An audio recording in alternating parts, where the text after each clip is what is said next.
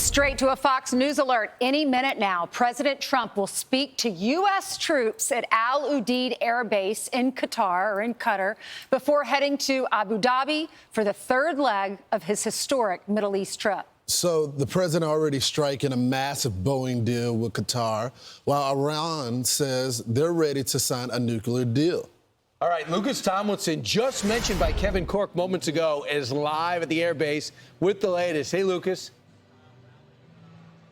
Well, good afternoon, guys, from Al Udeid Air Base, the largest in the Middle East, a much quieter base with no wars in Iraq, Afghanistan, and ISIS defeated. And President Trump would like to keep it that way. We heard from his remarks earlier. He wants this to be a trip about commerce, not conflict, and we've seen the commerce. The Saudis first pledging over $600 billion. Now right here in Qatar, the Emir saying he's going to up that to $1.2 trillion. So President Trump is due here to address the troops here, soldiers and airmen, Al Udeid Air Base. But before coming here, President Trump spoke with business leaders in Qatar, where he says he's close to a nuclear deal with Iran. Of course, Iran not far away, and Qatar and Iran share the largest gas field in the Persian Gulf. That's why these countries want to see a deal happen. Here was President Trump earlier. I think we're getting close to maybe doing a deal without having to do this. There's two steps. There's a very, very nice step, and there's a violent step. The violence like people haven't seen before. And I hope we're not going to have to do this. I don't want to do the second step. We're in very serious negotiations with Iran for long-term peace. And keep in mind, guys, for context, it was just a few weeks ago when President Trump was posting on Truth Social about bombing Iran. Now you don't hear that word here in the region. In addition to the business deals, diplomacy on the agenda, President Trump meeting the new president of Syria in Riyadh, who 6 months ago had a $10 million bounty on his head, running an al-Qaeda affiliate in Syria. Now he says he wants the U.S. to invest in his country, keep Iran out now that the Assad regime is gone. Trump said he will remove sanctions on Syria. Here's the president earlier here in Qatar. Syria, we took out the sanctions, and that's been, I didn't even realize it's been many, many years that they've had sanctions. And as you know, there was a very big change at the top. And I thought that we have to give them a chance. They really have no chance with the sanctions.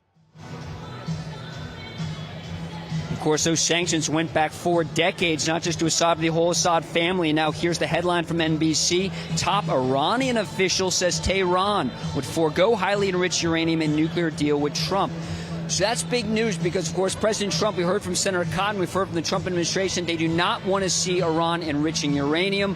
Perhaps this leaves the possibility of some kind of enrichment outside the country and freeing up Iran potentially to be able to build nuclear reactors. But we are just moments away from President Trump coming here to Al Udeid. We've had a few warm-up backs. We had Lee Greenwood. I don't know why we didn't see him on the stage in Riyadh, but he's here in Al Udeid firing up the troops, singing. We also had Theo Vaughn, fresh off this big lunch in Miami with Ivanka and Jared, guys. Wow, I did not know that. The podcaster Theo Vaughn. And Lucas, let me ask you something. In terms of troops, I know when we're at war, there's like 10,000. There's a capability of 10, 20,000 troops. What do you think the capacity is now? Like, what is the American presence like there? Well, there's certainly not that many. You don't see the bombers on the ramp like you did in the fall, Brian, when Iran, of course, launched the largest ballistic missile attack in world history against Israel.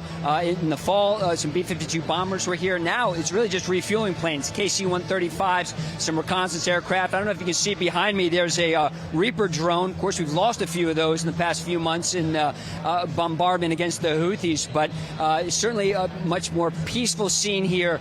Far different cry from decades ago in the height of the Iraq and Afghan wars. And then don't forget about ISIS. Don't forget about President Trump dropping the mother of all bombs on ISIS in eastern Afghanistan. But I digress, Brian. Lucas, I like the way you set it up. You said the president is giving them the option of commerce over conflict. But he also, and I love the sign behind it because it's something that the president says often, peace through strength. He's not funding the military. He's making them strong, but he wants to give these countries a way out, a relationship with money. There's no question, and let's not forget credit to the men and women of the U.S. military. One of the reasons it has been peaceful recently is because of the U.S. military. You've got 2 aircraft carrier strike groups. Let's not forget about the Navy guys. We got the Harry S. Truman off the coast of Saudi Arabia in the Red Sea. You have Carl Vinson off the coast of Oman. Of course, you've got destroyer, cruiser escorts, probably some submarines in there as well. So there's a lot of firepower assembled in this area. President Trump had the ceasefire with the Houthis. Back to your point, though, Lawrence. Business deals are on the agenda here. $600 billion pledged from the Saudis. Saudi Crown Prince spent the entire day with President Trump. That doesn't just happen. Met him on the ramp when he stepped off Air Force One. We saw the escort with the Saudi F-15s. We actually have a Qatari F-15 over there. Not sure that was the one that took part, was one of the playmates with Air Force One on the approach here to Qatar. But it's been full diplomatic, military recognition, all the pomp and circumstance that the Qataris can muster. We saw the same in Saudis. Let's not forget that camel contingent, guys, here in Qatar. It was pretty impressive formation. And there's Theo Von right there. And also the stallions. You had the Arabian stallions in Saudi Arabia. I'm not sure those were stallions or geldings, though, Ainsley. What I love about this, Lucas, is we've seen our president meeting with other leaders from other countries, and now he's going to the biggest military base there in Qatar before he heads to the UAE. He's going to go shake hands with the men and women who have given up so much to fight for our country. They've left their families, some of them, for 18 months, for a year and a half. So what is the feeling there? What are people saying to you? Well, I was talking to some of the airmen, some of the soldiers earlier. They're fired up. They're here. They want to see the president. I spoke to one airman. He said he just got off a 12-hour watch, Ainsley. He could have just jumped in the rack. Instead, he's here. He wants to see his commander-in-chief. And, by the way, President Trump doesn't have to be here. He could have easily flown over the base, gone from Doha to where, we're about an hour away from Doha. He could have gone from Doha to Abu Dhabi, to the United Arab Emirates. There's more money waiting there. They're not going to be outdone by the Qataris. I'm sure they're pledging some $1.4 trillion, right? And but the president's here because clearly he wants to thank the men and women of the U.S. military. That's why he's coming here. And the crowd's pretty fired up, and people are excited to see him, although they might have to refresh the playlist. See Guns N' Roses, that's more our generation. Right. Gloria. And if he could do that, so that is definitely not your playlist. So we'll make sure that. Lucas, lastly, this is going to be, it seems like he's brought back good memories. Yes. The text of the speech will be more like a rally, you think?